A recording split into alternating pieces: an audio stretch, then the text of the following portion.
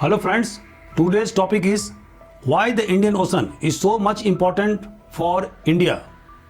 My lesson plan includes why the Indian Ocean is in the news, what is geostrategic importance of Indian Ocean for India, Chinese threat to the security of Indian Ocean, countermeasures by India to protect Indian Ocean and to revive it as the zone of peace as declared by the UN in 1971, and finally conclusion. Recently the Prime Minister of India visited Mauritius. It is an island situated in the Indian Ocean, and the distance between India and Mauritius is about 5,000 kilometers. It is on the route of the maritime line connecting India with Africa. It should be noted that Mauritius was under the British rule and it got independence in 1968. Most of the population of Mauritius is of Indian origin. The Britishers brought indentured labor from India for the sugar cane cultivation in Mauritius. And so now the people of Indian origin constitute about 68% of its population. The population is about 12 to 30 lakh.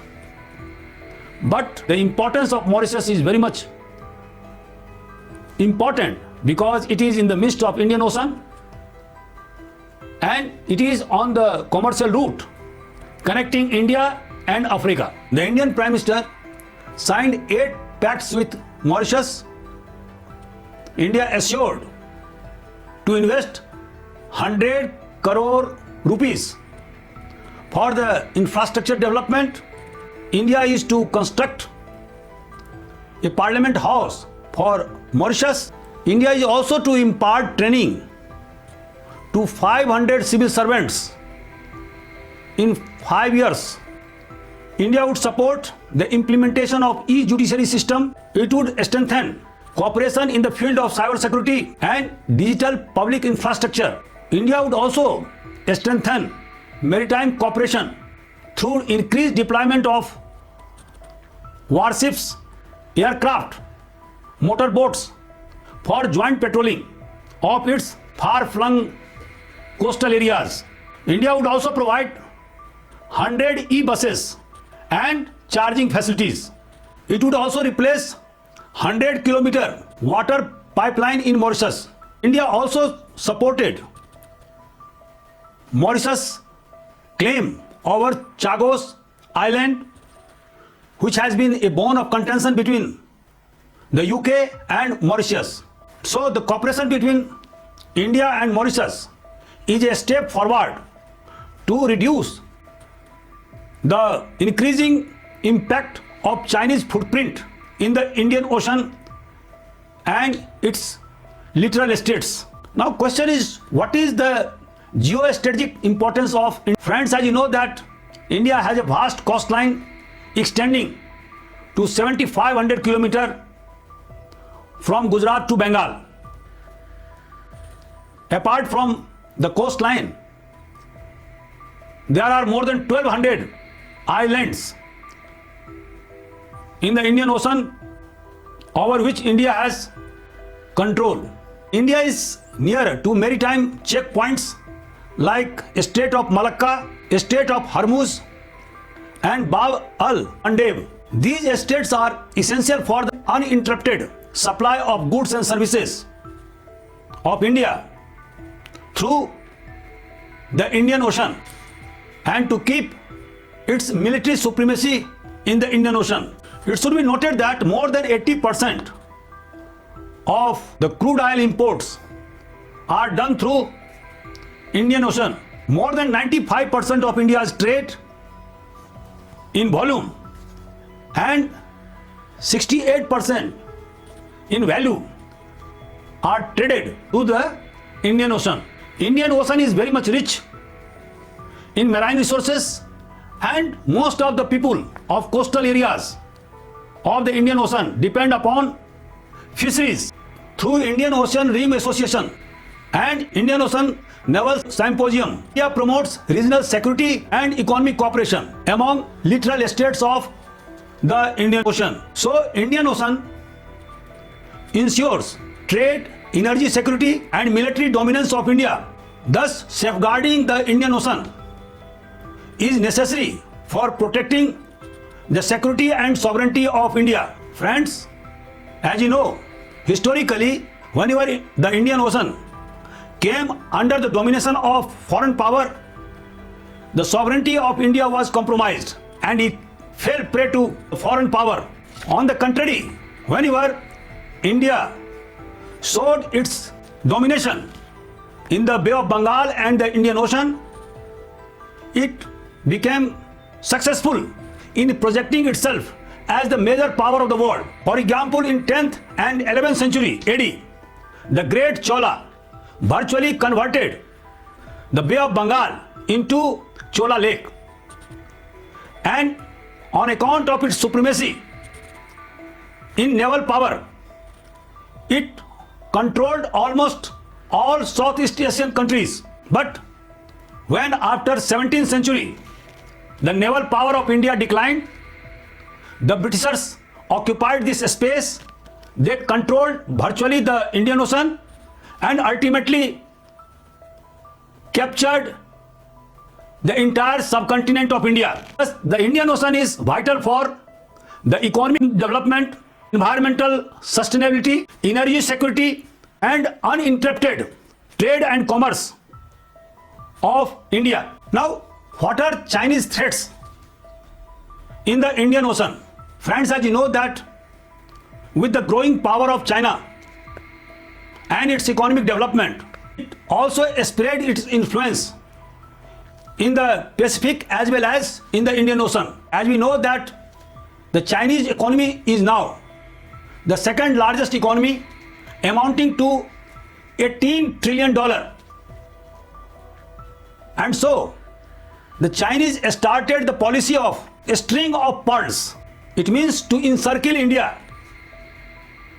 For example, Chinese have made ports at Gwadar in Pakistan, at the mouth of Arabian Sea, Hambantota in Sri Lanka, which is only 150 kilometers away from the Indian mainland, Djibouti naval base at the Horn of Africa, Akpu port in Myanmar, at the mouth of the Bay of Bengal, huge investment in Maldives and Seychelles. These are the indicators of Chinese string of pearls policy.